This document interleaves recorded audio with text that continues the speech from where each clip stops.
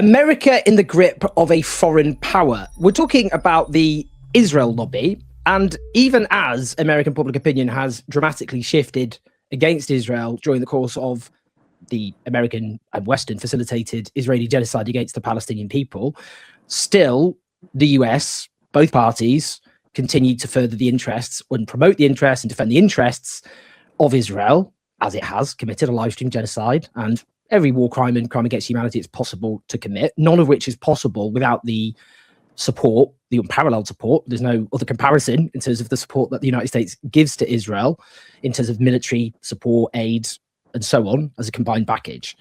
How does this work? How does it work in practice? Just how much is it kind of, I guess, undermined American democracy in order to serve the interests of the Israeli state? And is there any hope? Could the power of the Israeli lobby be broken? Well, I'm really delighted to be joined by Eli Clifton, who is the co-author of Israel's Lobby, America in the Grip of a Foreign Power. It's an absolutely crucial book. Make sure you'll get a copy. How are you doing? I'm doing well. Thanks for having me. It is a real pleasure. Let me just start, actually, just because I guess one of the reasons that this whole subject for a very long time has not got the scrutiny, I mean, it has got some scrutiny, but nowhere near the scrutiny it should have got, is because of accusations of anti-Semitism. That, you know, there is an anti-Semitic trope, which people obviously may or may not or should be familiar with, which is of basically a kind of shadowy Jewish cabal which runs the world and wields disproportionate power. And that has been used in order to deflect scrutiny away from the lobby. So I just want to start by actually, just one of the things you actually make clear in the book is Israeli lobby and a lobby representing the interests of Jewish Americans.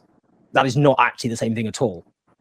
That's right. I mean, so one thing we try to address it very early on in our book, in our introduction, as a matter of fact, is that Jewish Americans do not vote because of Israel. That when you do polling of Jewish Americans and you ask them to rank, you know, what are the issues that decides how they vote for a candidate or on an issue, Israel is very low on that list. It's usually 5 or lower in terms of issues. Now, at that point, that's not changing anybody's vote. You know, something in the 8th or 9th position is more of just a curiosity. It's not determining people's votes. And that is reflected in our elections, to be very clear.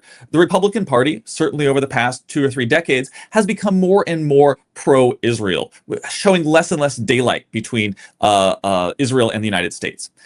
And one would then suggest, if one is going to say that Jewish Americans vote because of Israel and will only vote for very pro-Israel candidates, that you should see the Jewish vote become more Republican. That has not happened in any way, shape, or form. The Jewish vote is one of the most consistent of any groups that is polled, any ethno-religious group that is polled within the United States. They stay roughly at 2/3 Democratic, and they have consistently stayed that way, particularly over this period in which the Republican Party has become more pro-Israel.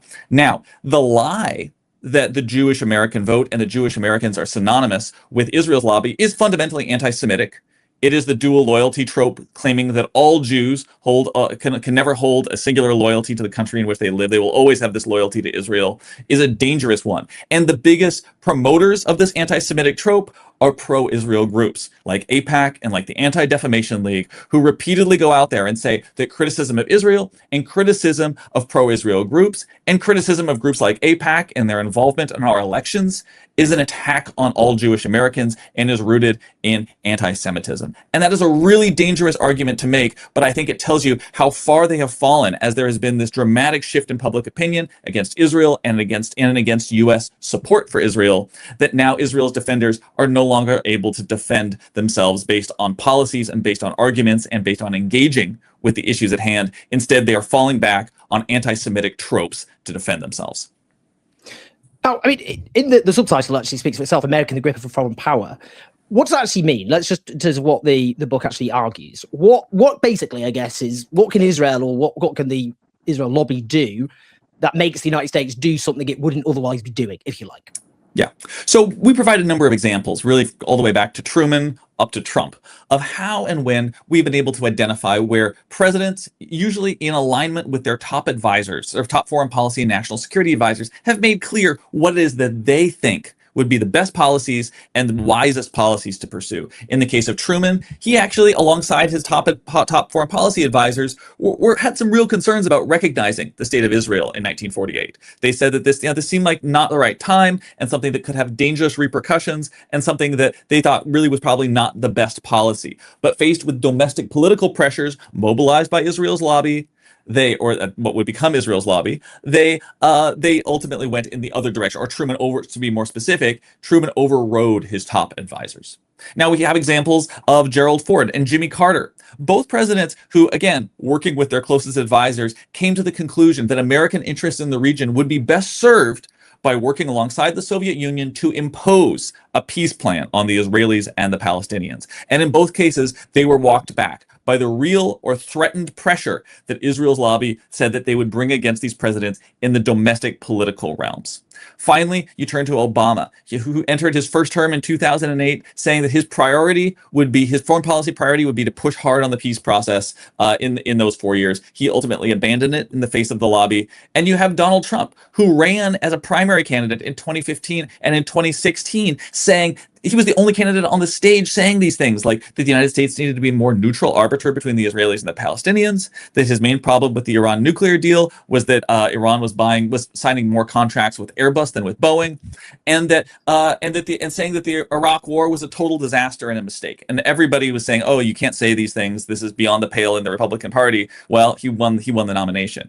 Then he needed to raise $1 billion for the general election. And you see him engage in a very direct transactional relationship with plutocrats who represent certainly the source of capital and power for Israel's lobby now in our modern political process, turning him into what he is now. So what we try to show is that over time, consistently, these presidents have expressed what they think is in the national interest, what they think is good policy, what they think is smart to do. And Israel's lobby steps in and has worked to try to deter them from doing that. That doesn't remove the agency that these presidents have. It doesn't mean that they couldn't maybe have dug deeper and overrode this power. There certainly have been instances of presidents who did so. George H.W. Bush did so to a degree. Barack Obama did so to a degree in his second term when he pushed for the Iran nuclear deal. But it doesn't change the fact that there is a clear and concerted effort to try to incentivize and constrain